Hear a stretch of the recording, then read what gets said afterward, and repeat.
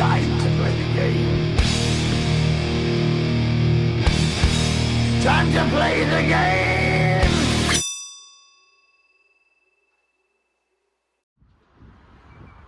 What's up, everybody? Welcome back to the kitchen. Today I just want to talk about tea work, man. I think any type of work that you put in is always helpful when you go out and take BP. But, you know, just some things that I try to do when taking tea work. I notice a lot of people, man, when they take tea work, you know, they like to move the tea and they'll not keep the tea in the same area. I think, you know, it's always a good start. I feel like the tea really, you know, lets you know what you're doing wrong. It'll tell you immediately by the time you strike the ball. If you hit too much of the bottom of the ball, it goes straight up. Hit too much of the top, straight down. You know, barely hit down here, the tea might knock over, whatever, you know. So a lot of times, man, I try to work on hitting the ball clean off the tee without making contact or minimum contact with the tee. Another thing that I do, this is home plate right here. I got a little hit me zone, you know, where I like to strike the ball, which will mean this is where I stand right here. So I always want to get the ball out in front and get full extended. So the only thing I do is I like to move the tee left, right, up, down a little bit according to the strike zone, because you never know what you're going to see. So I'm going to just go ahead and take a few swings, move the tee in different positions, see what we're talking about. Got this. What y'all know about this, man? That's old school right there. C-137, got from George Vidal. You might not get it back. That's my outside part of the plate. I'm still in the same position. Backside. There it is.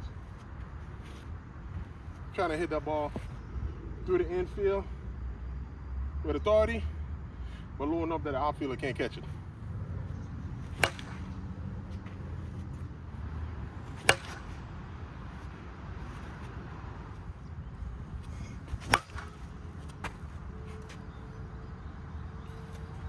That's a fat kid double right there.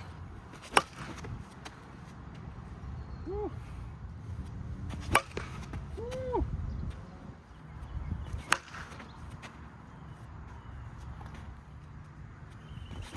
There we go. 5-6-0.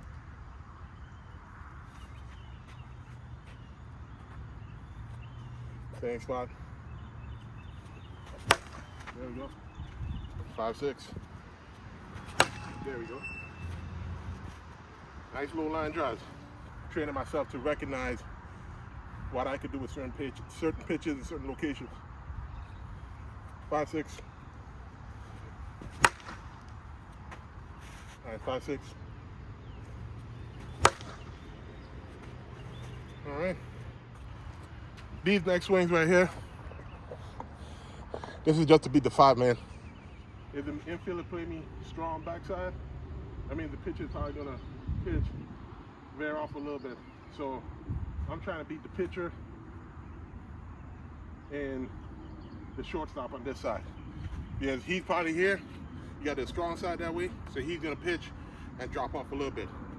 So there's a little alley right here. Depending on how far he goes, I can beat. I'm gonna read the pitcher. If a pitcher releases and he jumps way over here, I'm gonna try to shoot it over that back. But if he releases and take a step back and slightly go over, you got that hole right there.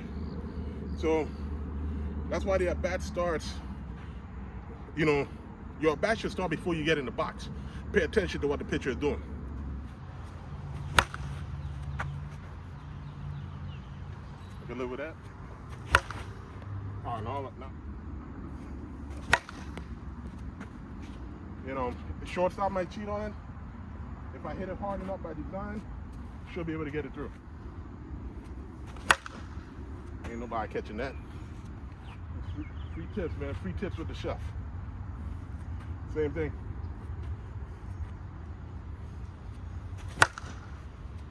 Woo! Boy, chef be cutting that thing.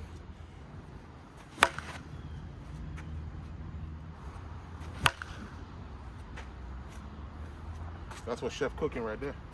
All right, we gonna go this side. So now I got this hole, got my open up.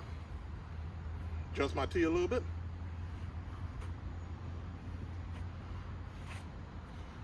Still standing in the same spot.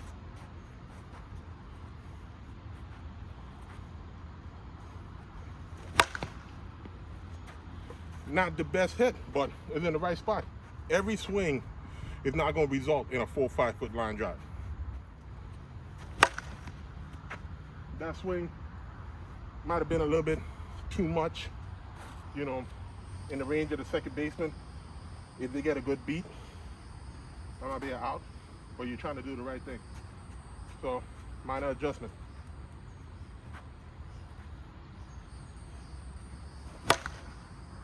There we go. Right over the middle of the bag. All right, I'm gonna go 3-4 hole now. That is definitely not the 3-4 hole. That's too much.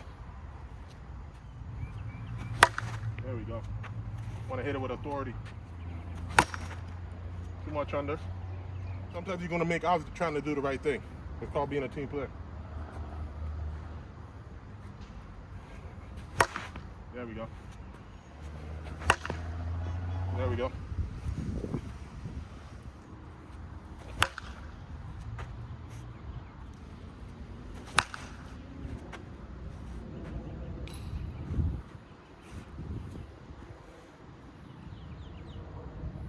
Repetition.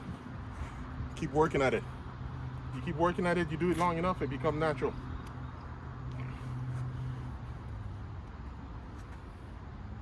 You don't always have to go for the home run, man. Sometimes, man, runners in second and third, you hit something in the right center gap. You look like an all-star for your teammates, and you set the man up behind you.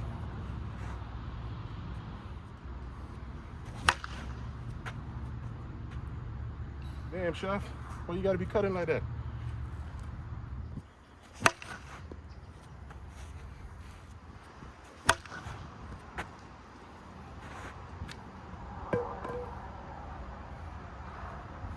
All right, man, that concludes this kitchen session. Again, man, if you out there, you know, there's no wrong way to put in work, but still go out there and do it. You know, we're gonna take 1,000 swings just to get the perfect one in the game, you know, but don't ever stop, man. Always try to work on improving. You know, you gotta understand that the game of softball, you know, it's not just about hitting the ball as hard as you can. You know, when you move up to the higher level, it becomes more of a chess game, or you should train yourself to play chess while the rest of the defense and everybody else is playing checkers. You know, when you see the defense moving around, you should have, you know, a few swings in your arsenal to beat the defense. The defense should never dictate what you do, you know, or prevent you from accomplishing your goal. If the defense want to stack the strong side, you know, you should have a swing that could attack the weak side and get on. If the defense want to take away the backside or take away the lines, then that means there's a hole, whether it's in the 5-6 or the 3-4 hole, for you to get on, man. So again, man, just keep putting in the work. Again,